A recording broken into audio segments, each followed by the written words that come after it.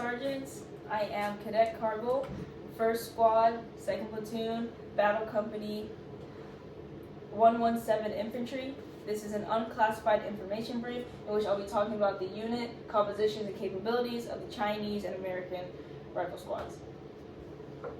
So the topic question for today is, what are the key differences between the Chinese and American rifle squads, and how do these aspects affect advantages and disadvantages in a combat scenario? So the purpose of this brief is to educate junior NCOs of battle company and foreign organization, as well as to prepare them for adapting to protecting unit weaknesses, as well as exploiting advantageous assets against Chinese forces.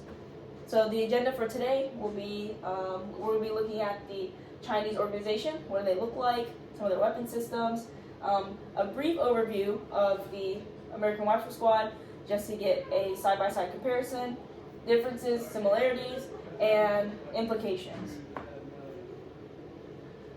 So an important thing to note in the organization of the Chinese Rifle Squad is that it is motorized.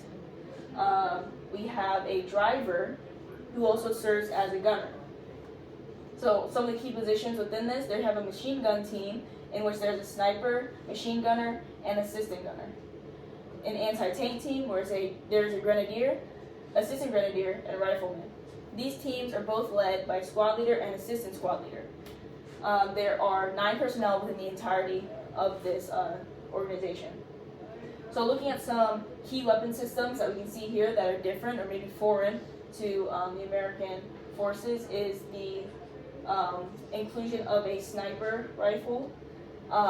There is a DZJ-08, which is the American equivalent to the AT-4. There is also a pistol, which is not included in the American organization.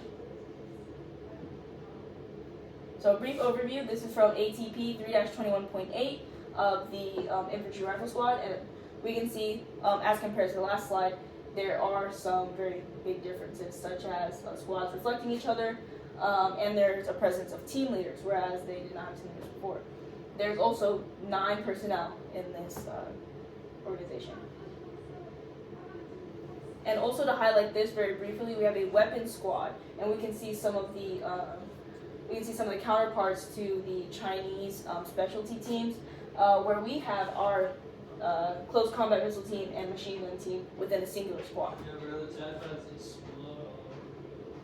So looking at some differences and similarities, just listed out, is that the Chinese forces have their specialty weapons dispersed throughout their teams.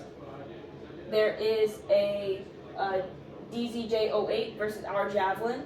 There's an embedded sniper. American forces are on foot, whereas the Chinese leadership prioritize higher mobility, and there's a difference in command and control. So some similarities that we share equivalent weapon systems, and there's also 9 personnel on both sides. So some of the equivalent weapon systems, just in picture, is we have the QBZ-95 versus the M4. You can see that they look very similar. And then we have the DZJ-08 versus the American Javelin. So what does all this mean? What are the implications? So just to highlight some of the differences and similarities that we've just talked about, the sniper unit, having that embedded within the organization for the Chinese unit, probably will increase recon capabilities because the range for that weapon system is very large, and it's likely to thrive in most likely like open areas, maybe even cities where it can sit on a rooftop and be able to provide support or recon from large distances.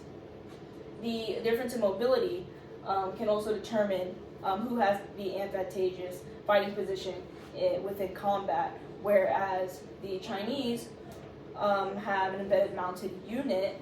They are most likely going to be able to dominate on open areas where the unit can drive around, and then the American forces are on foot, so probably in densely wooded areas or things of the sort where a mounted unit cannot effectively move around would be best.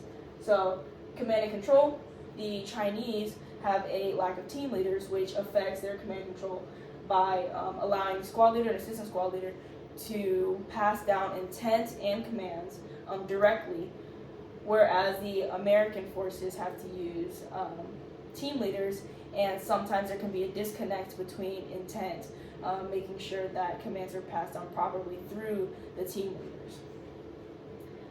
Personnel, and we have the same number of personnel, but their ability to engage differs as the difference of weapon systems determines whether they can engage in the fight effectively or not, such as having a sniper rifle and a driver who is also a gunner on the Chinese forces. It's very unlikely that they'll be able to engage in all circumstances, especially in closer combat conditions.